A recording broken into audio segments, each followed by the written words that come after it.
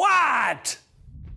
As Christians, when people bring up the topic of evangelism, what do you think that means? Well, in my experience, people usually end up in one of two camps. Camp 1 says you need to talk about Jesus and live a life that's consistent with what you believe, and Camp 2 says all you have to do is live a good life. It'll speak for itself. Well, first of all, it's a big jump to assume that anyone can live a good life, don't you think?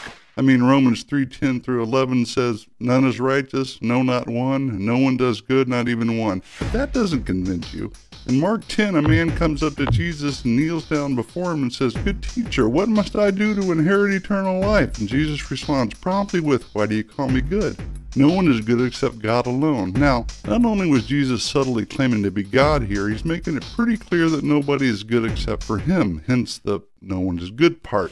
But this is the sideshow to the main event, folks, so step right up and let's get down to it. And let's assume when Camp 2 says good life, they just mean if you live a visible, godly life, people will, just by watching you, understand all they need to know about God. Okay, let's play that out, shall we? And let's ask Bruce if he can help us. Hey, Bruce, hey. So Bruce grabs a Mormon, a Jehovah's Witness, and a Christian, and he tells you to follow each of those folks around, and after simply watching them, you'll know all you need to know about God. Now, each goes to a place every week and sits among like-minded folks. Each person prays, each treats you with respect, each loves his family, is honest with his money, and is basically a nice person. So, which God do you pick based on just watching them? Who's right? How do you know? What do you compare unless they tell you why they do what they do? Talking, it seems, becomes critical. No doubt nature reveals much about the invisible attributes of God, but how do you know exactly what he requires of you? I mean, who he really is and what his ultimate plan is without some kind of specific revelation from him? I mean, how would you know if your mother wanted you to paint the left wall of the garage red if it wasn't specifically communicated to you in some way, usually by writing a note or speaking to you? So,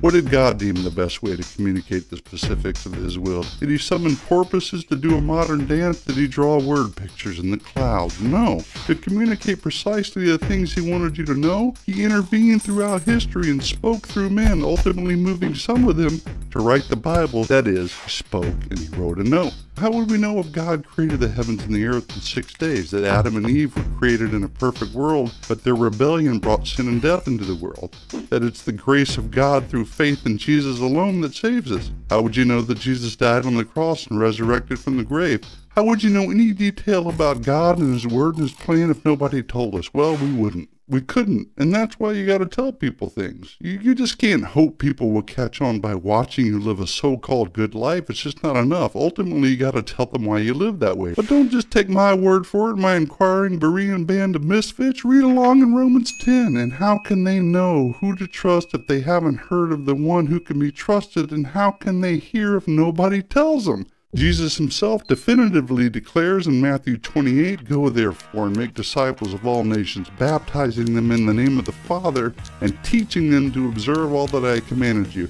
It's kind of hard to baptize in the name of somebody without actually saying the name, and it's pretty difficult to teach people to observe commandments without telling them what those commandments are, right? I mean, I could go on until my mouth falls off, but suffice to say, Christians are commanded to live a life worthy of the calling, which irrefutably includes things like giving reasons and answers for our hope and engaging in a conversation about Christ. So this idea that you never have to speak out about your faith and all you have to do is live a good life and people will catch on has been debunked.